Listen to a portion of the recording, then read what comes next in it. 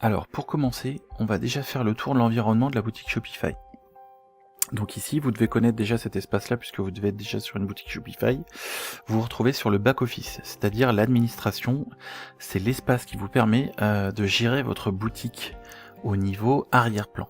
Donc vous gérez ici tout ce qui va se passer sur la boutique et ce qui s'y passe. Vos commandes, votre site, vos templates, vos applications, etc., etc. Donc là, nous, la section qui va vraiment nous intéresser, c'est la partie Online Store. Online Store, c'est cette rubrique qui va gérer notre thème. Le thème, pour rappel, c'est l'ensemble du graphisme et des pages qui composent notre boutique en ligne. Vous pouvez évidemment installer autant de thèmes que vous voulez, je ne crois pas qu'il y ait de limitation sur Shopify, sauf erreur de ma part.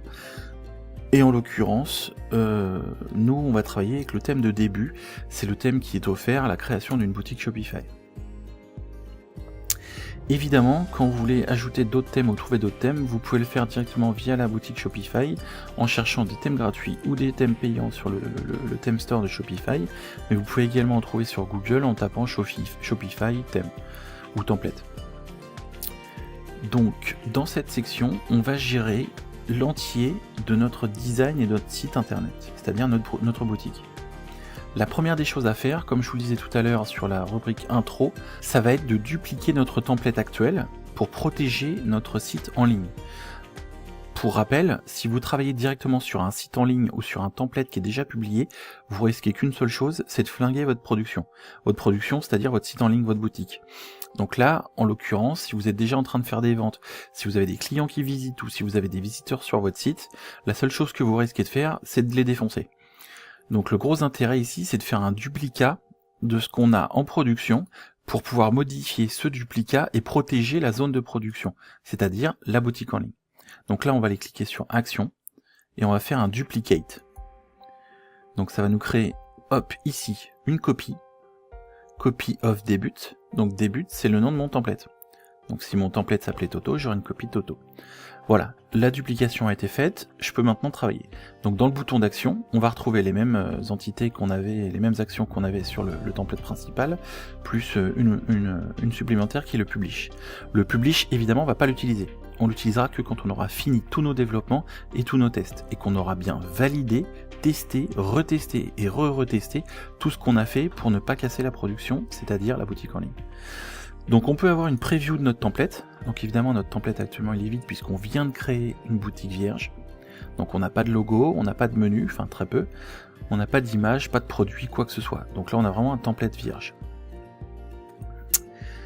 Ici, donc je vous disais, on a la possibilité de renommer, dupliquer, mais qui n'a aucun intérêt, on vient de le faire, de télécharger le thème. Télécharger le thème, c'est hyper important. Pourquoi c'est hyper important? C'est que quand vous allez faire des duplicata de votre thème, vous allez faire des modifications.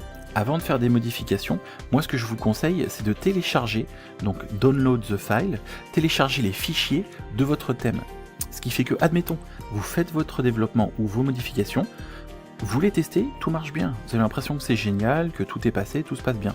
Et le lendemain ou plusieurs jours plus tard, vous avez des gens qui se plaignent d'avoir des comportements qui sont étranges sur le site parce que vous avez mal fait un développement ou mal fait quelque chose, ça peut arriver.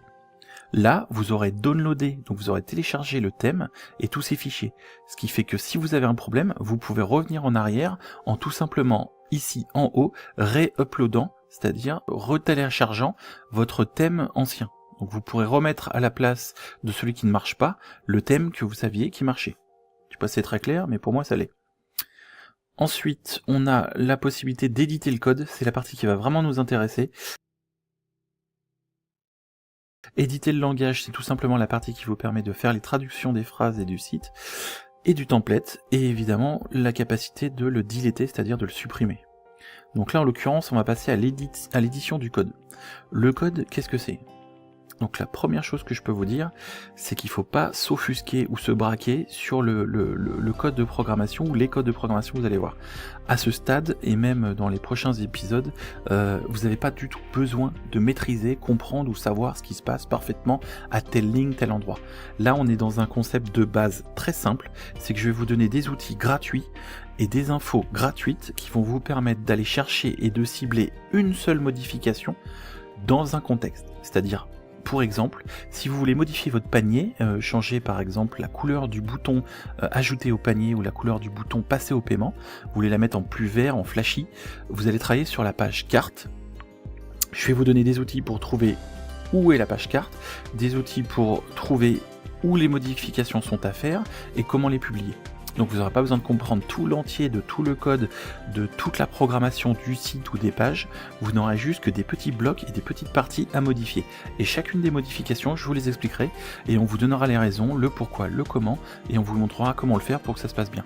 Le but, c'est que en vous montrant et en vous laissant copier-coller ce qu'on fait, ou en copiant ce qu'on fait, vous allez apprendre peu à peu, et vous allez comprendre et maîtriser ce que vous faites. Donc évidemment, plus vous comprenez, plus vous maîtrisez, plus vous devenez autonome.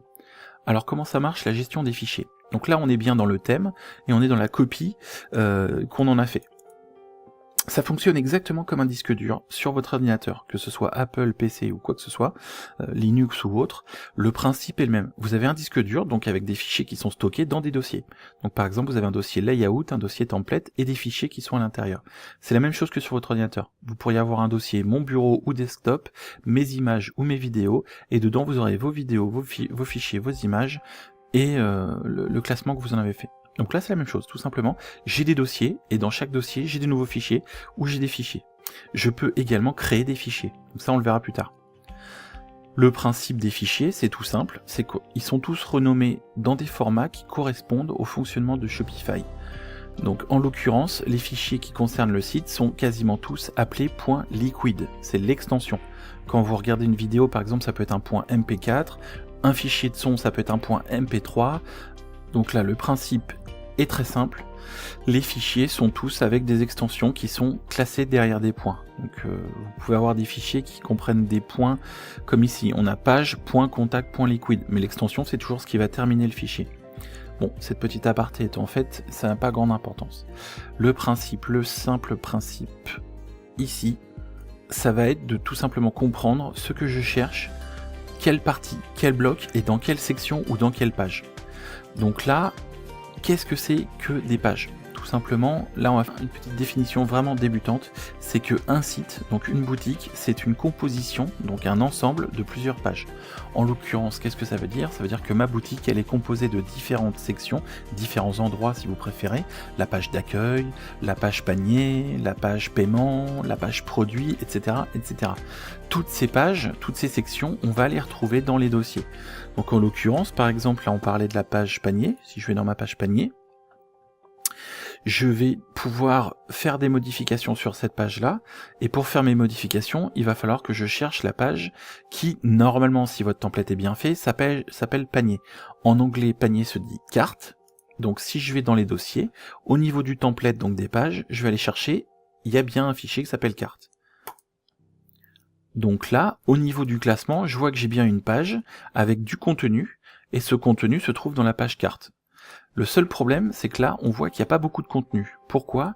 C'est que, pour faire une petite aparté une fois de plus, quand vous faites du développement, il peut arriver que vous ayez un module, par exemple le module paiement, le module panier ou le module afficher des images. Ces modules-là, vous pouvez les utiliser plusieurs fois. Le panier, on peut très bien l'utiliser dans la page panier, mais on peut très bien l'utiliser parfois dans des petits menus, vous les avez peut-être vus sur des templates qui sont à droite, c'est-à-dire quand vous cliquez, ça va pas dans la page paiement, ou dans la page panier, pardon, ça va directement s'afficher dans une petite barre à droite. Et les gens restent du coup sur la page des produits et peuvent continuer à faire leurs achats avec des ajouts au panier directement dans la même page. Donc ça, c'est la façon de créer ces modules qui fait qu'on peut les appeler ensuite dans différentes pages. Donc là, comme la page panier et son module d'ajout au panier, il est utilisable plusieurs fois, il y a une logique de se dire, vu que je vais l'utiliser plusieurs fois, je vais le créer en section, et cette section, je pourrais l'appeler plusieurs fois. Donc là, en l'occurrence, on voit bien qu'il y a une section qui a été créée, elle s'appelle carte template. Donc carte template, on va la retrouver dans une zone qui s'appelle section. Donc tout logiquement, normalement, on devrait avoir un dossier qui s'appelle section et dans lequel on va trouver un fichier carte template, normalement .liquid. Je vais aller regarder. J'ai bien mon dossier section, parfait. Et si je regarde, miracle, j'ai bien un carte template.liquid. Et là, si j'affiche le code, alors encore une fois, paniquez pas sur le code, c'est pas important, vous n'avez pas besoin de comprendre ce qui se passe pour l'instant. Et à terme, vous comprendrez, vous verrez, c'est très facile et très simple. Aujourd'hui, ça paraît un peu barbare de voir toutes ces lignes, mais c'est pas le débat. Aujourd'hui et petit à petit, on va comprendre et appliquer des modifications qui font que vous verrez, à force de faire les épisodes, tout ce code-là vous paraîtra très très simple et toujours le même. Donc là par contre, ce qui est important, c'est qu'on voit bien que dans le carte template, qui est une section de la page carte, on a le code qui compose la page du template et de la page carte, c'est-à-dire ma page panier clairement. Donc là, actuellement, on va faire aucune modification, on est juste là pour comprendre comment fonctionnent globalement les choses. Donc jusque là, votre seul objectif, c'est pas de modifier des choses, c'est pas de trifouiller, c'est pas de comprendre toutes les lignes, de savoir ce qui se passe ou ce que c'est, vous n'avez pas à lire tout ça ou vous en inquiéter, pour l'instant c'est pas le débat. Là, votre seul objectif, c'est de comprendre qu'un ensemble de pages qui comprend votre thème, enfin que votre thème comprend, se trouve dans des dossiers qui sont stockés directement dans votre boutique. Ça c'est le plus important. Donc tout ce que vous recherchez et tout ce qui compose et tout ce que comprend votre site et votre boutique, à l'exception d'une seule chose, c'est la zone de paiement, le checkout. Shopify ne vous laisse pas y accéder, pas directement en tout cas. On verra plus tard qu'il y a des astuces pour y accéder. En l'occurrence, tout le reste, que ce soit le panier, les pages, les produits, etc., vous avez accès à tout dans votre boutique, dans votre back-office, dans la section, pour répéter, Online Store, thème, édition du code, on l'a vu ensemble dans les actions, et ensuite vous avez l'affichage de tous les dossiers qui comprennent tous les fichiers. Donc si vous voulez modifier votre page index, comme on l'a dit, on va rechercher une page qui dans le template normalement devrait s'appeler index. Donc si je vais dans template, index, voilà. Donc dans l'index, j'ai bien le chargement d'un module qui est le content for index. Donc là, une fois encore, on verra plus tard comment fonctionne le load des contents d'index. Mais si je reprends ma page et mon exemple du panier, j'ai bien une page panier qui appelle une section, on l'a vu ensemble et on l'a compris, c'est-à-dire un petit bloc, appelons ça un module.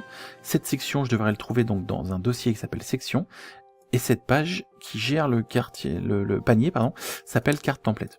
Donc si je descends dans section, on le refait, carte, j'ai bien carte template. Et là, j'ai bien mon code. Donc jusque là, tout simplement, on a appris et on est capable de comprendre ce que c'est qu'un template, ce que c'est qu'un thème, ce que c'est qu'un module, ou ce que sont des modules, et ce que sont les sections. Ensuite, on verra par la suite qu'il y a d'autres fichiers et d'autres types de fichiers, mais actuellement, on a plutôt pas mal avancé. Donc là, ce qui nous reste à faire, c'est à voir comment on peut modifier, créer ou effacer une page. Donc là, tout simplement, admettons que je fasse des modifications, donc là je fais n'importe quoi. Imaginons que j'ai rajouté du texte, des informations, une image ou quoi que ce soit. La seule chose que j'ai à faire, c'est de faire mes modifications. Une fois qu'elles sont terminées, je vais cliquer sur Save. Donc là, je vais avoir une confirmation, voilà, le travail a été fait et a été sauvegardé. Donc là, évidemment, je vais le supprimer parce qu'on fait des bêtises.